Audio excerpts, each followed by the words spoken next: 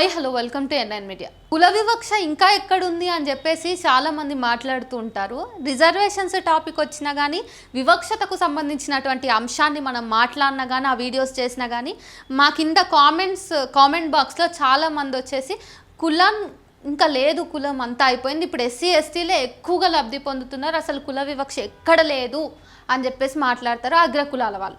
అయితే ఇక్కడ మనం ఏంటి, కుల వివక్ష అసలే ఉండొద్దు, అందరూ సమానమే అని చెప్పేటటువంటి రాజ్యాంగపు మౌలిక సూత్రాన్ని మనము అందరికీ చేరవేద్దాము, ఆ సమాజం కోసం సమాజం కోసం పనిచేద్దాము అని చెప్పేసి మనం ఇక్కడ మాట్లాడుతూ ఉంటే చాలా వరకు వివక్షత అగ్రవర్ణాల నుంచి వస్తుంది. అది దానిపైన ఫైట్ చేస్తున్నాము చాలామంది, అదంతా ఓకే. కానీ మనలో మనమే ఒక ఆదివాసీ బిడ్డని ఒక దళితుడు హింసించడం కానీ, దళిత కుటుంబాలని ఆదివాసీ కుటుంబాలు హింసించడం కానీ, మైనారిటీస్లోనే ఈ హెచ్చుతగ్గుల పేరుతోటి వివక్షతను చూపించడం అనేటువంటి వాటి మీద కూడా మనం మాట్లాడాలి.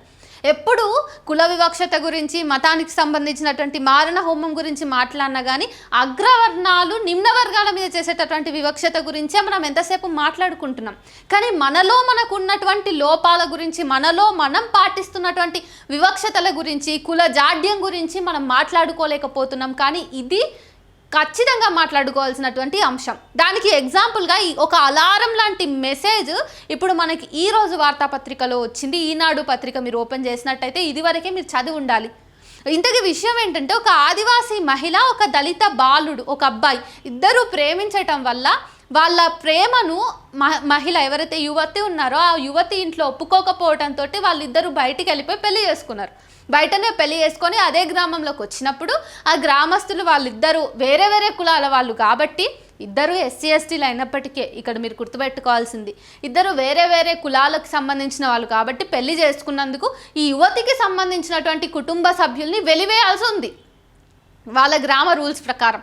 కానీ ఈ యువతికి సంబంధించినటువంటి 40 మంది కుటుంబ సభ్యులకి 2 ఆప్షన్స్ ఇచ్చిరు. ఇదర్ మీరు గ్రామాన్ని వదిలేసి గ్రామ బహిష్కరణ అన్న చేయండి, అంటే వెలివేత కన్నా గురవ్వండి, లేదంటే శిరోముండన్నమన్న చేసుకోండి, అంటే సామూహికంగా మీరందరూ కూడా గుండు గీకించుకోవాలి, ఈ రెండిట్లో ఏదో ఒకటి చేస్తేనే బాగుంటుంది అని చెప్పేసి వాళ్ళు చేయాలి అని చెప్పేసి ఆ గ్రామ పెద్దలందరూ కూడా ఆర్డర్ పాస్ చేసిరు. ఆ ఆర్డర్ పాస్ చేసిన తర్వాత యువతికి సంబంధించినటువంటి 40 మంది కుటుంబ సభ్యులు అందరూ కూడా కూర్చుని సామూహికంగా గ్రామస్తులందరి ముందు వాళ్ళకి శిరోముండనం జరిగిందంటే 40 మంది, మీరు వెనక ఫోటోలు చూడొచ్చు, 40 మందికి గుండ్లు చేశారు. ఆ తర్వాత ఏంటి తెలుసా, ఒక కోడిని, ఒక పావురాన్ని, ఒక మేకను బలిచ్చిండ్రు. ఆ తర్వాత కొన్ని ప్రత్యేకమైన పూజలు జరిపి ఆ ఎవరైతే యువకులు ఉన్నారో పెళ్లి చేసుకున్నారో వాళ్ళిద్దరికీ కర్మకాండ జరిపించిండ్రు. అంటే వీళ్ళిద్దరూ చచ్చిపోయిర్రు, ఇక వీళ్ళు ప్రాణాలతో లేరు, ఇంకా వీళ్ళు చచ్చిపోయినట్టే అని చెప్పేసి ఒక ప్రధాన కర్మకాండ చేస్తారు కదా, అది చేసిర్రు.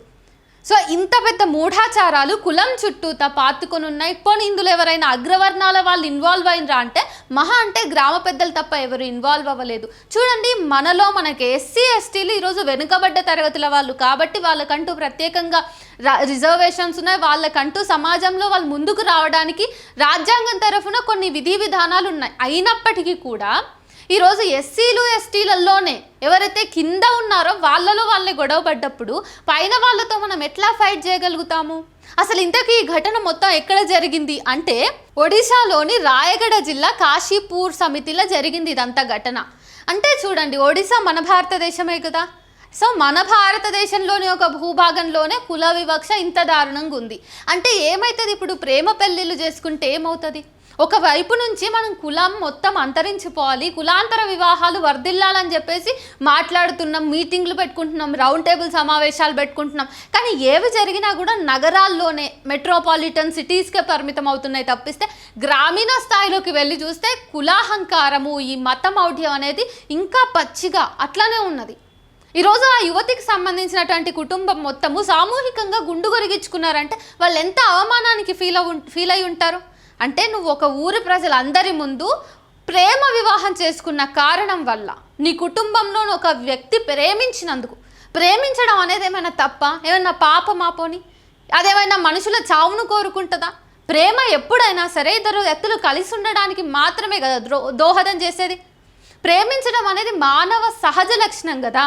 మరి అట్లాంటప్పుడు కనీసం మూగజీవులు కూడా ఎవరైనా సహాయం చేస్తే వాళ్ళ పట్ల ప్రేమని వ్యక్తం చేస్తాయి. మరి అట్లాంటి ప్రేమించినందుకు ఈ ఇద్దరు ఎవరైతే ఈ దళిత బాలుడు ఇంకా ఆదివాసీ అమ్మాయి వీళ్ళు ప్రేమించుకున్నందుకు ప్రతిగా 40 మంది గుండ్లు గొరిగి వాళ్ళకి తీవ్రమైనటువంటి అవమానాన్ని కలిగిస్తారా? ఇది మరి అక్కడ జరిగినటువంటి ఇంత ఉదంతం జరిగినప్పుడు అక్కడ పోలీసు వాళ్ళు ఏం చేస్తున్నారు అంటే, పోలీసు వాళ్ళని పత్రికా విలేకరులు అడిగినప్పుడు ఏమో ఈ ఘటన మాకు తెలియదు అంటారా? అంటే ఇంత పెద్ద ఘటన ఒక గ్రామ స్థాయిలో జరిగినప్పుడు పోలీస్ స్టేషన్కి పోకుండా ఉంటుందా ఇట్లాంటి వార్త? ఈరోజు పోలీసు వ్యవస్థ అంతా కూడా పాలక పక్షానికి కొమ్ము కాస్తున్నటువంటి సందర్భానికి అనేక ఉదాహరణలు మనం ఈ మధ్య కాలంలోనే వెరీ రీసెంట్లీ మనం చూస్తున్నాం.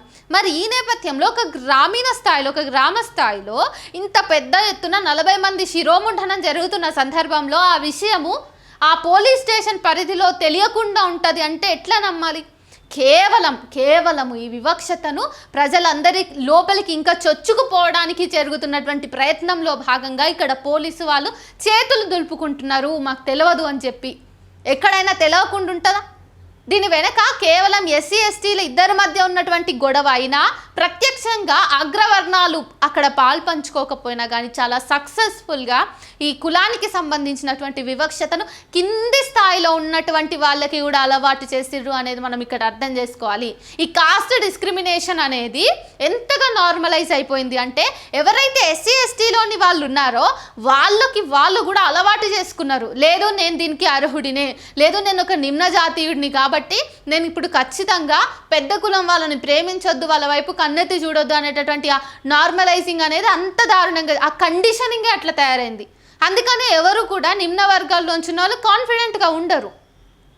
ఈరోజు వాళ్ళలో వాళ్ళే శిరోముండనం అని ఆ జంతు బలులు అని చెప్పేసి ఆ తర్వాత కర్మకాండ బ్రతికున్నటువంటి ఇద్దరు వ్యక్తులకి కర్మకాండ నిర్వహించడం ఏంటి?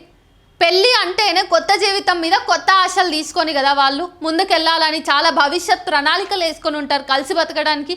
మరి అట్లా కలిసి బతకాలనుకున్నటువంటి ఒక యువ జంట కర్మకాండ జరిపించి ఇట్లాంటి మూఢనమ్మకాల్ని ముందుకు తీసుకెళ్ళి ఏం మెసేజ్ ఇస్తున్నట్టు? ఇవన్నింటి మీద ప్రభుత్వాలు ఎందుకు చర్యలు తీసుకోవట్లేదు?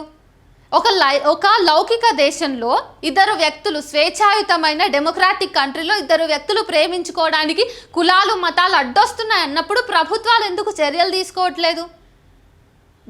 జంతు బలులు ఇస్తున్నారు అన్నప్పుడు నువ్వు ఎంతసేపు ఒకటే జంతువుని పరిరక్షించడానికి కూర్చుని మొత్తం దాని చుట్టూనే రాజకీయాన్ని తిప్పే కంటే అసలు జంతు బలులే ఇవ్వకండి ఇట్లాంటి మూఢనమ్మకాల పేరుతోటి అనే దాని మీద క్యాంపెయిన్ ఎందుకు రన్ చేయలేకపోతున్నాయి ప్రభుత్వాలు? ఇది కేవలం ఒక ఎస్సీ ఎస్టీ ఇద్దరి మధ్య జరిగినటువంటి ఘటనగా కాదు, సమాజంలో పేరుకుపోయినటువంటి వివక్షతలకు అద్దం పడుతుంది, మూఢనమ్మకాలకు అద్దం పడుతుంది. మనం ఇంకా ఎట్లా అప్గ్రేడ్ అవ్వాలి, మనం ఇంకా ఎంత అడ్వాన్స్ అవ్వాలి, మనం ఇంకా ఎంత అధమ స్థాయిలో ఎంత నీచ స్థాయిలో ఉన్నాము అనడానికి తర్కాణంగా ఈ ఘటన నిలబడుతుంది. ఇంకా మనం ఎంతో పురోగమించాల్సిన అవసరం, ఎంతో ముందుకెళ్లాల్సిన అవసరం, మనం ఇంకా ప్రోగ్రెసివ్గా మారాల్సిన అవసరాన్ని ఈ ఘటన తెలియబరుస్తుంది. ప్రభుత్వాలు ఈ విషయంలో చొరవ తీసుకోవాలి. ప్రజల మధ్య కులానికి సంబంధించిన మతానికి సంబంధించిన వివక్షతలు ఉండకుండా సమానత్వాన్ని పెంపొందించే దిశగా ప్రభుత్వాలు కూడా పనిచేయాల్సిన బాధ్యతను ఈ ఘటన ఇప్పుడు మనకి ఇంకొకసారి ఎత్తి చూపిస్తుంది.